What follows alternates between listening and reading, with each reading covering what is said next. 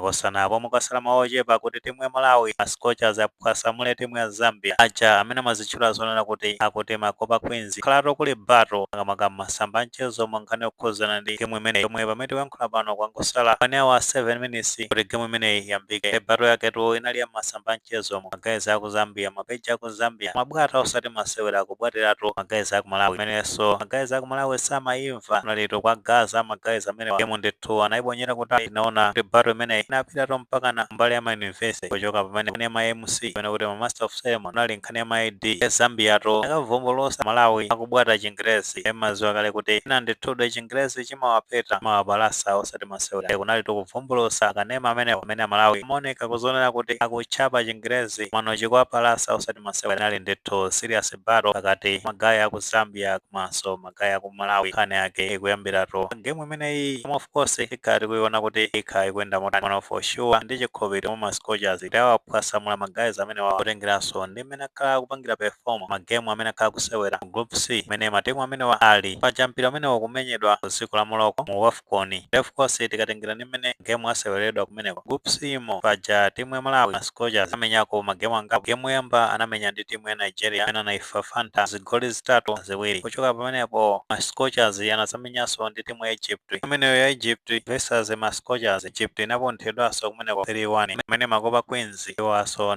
kuti anamenya ndi timu ya Egypt komanso anasewera ndi timu ya Nigeria. Ndi game imene asewera ndi timu ya Egypt anaifafanta 6-0 Egypt ndi imene kai kuti bulldogs ati masewera kumeneko imene masewera ndi timu ya Nigeria inaphulisa magazi amene 1-0 ndeleloli ingodikirira kuti no zikhala zikuyenda motani kumeneko. 55 minutes funa kusintha timu ya Malawi kuoneka pali Vanessa Chikupira wakale wa timu ya Green Buffaloes ku Zambia pakadali pano ali ku Europe Kazakhstan pite Malawi Lords Kadzele a beautiful shot and it's Malawi 1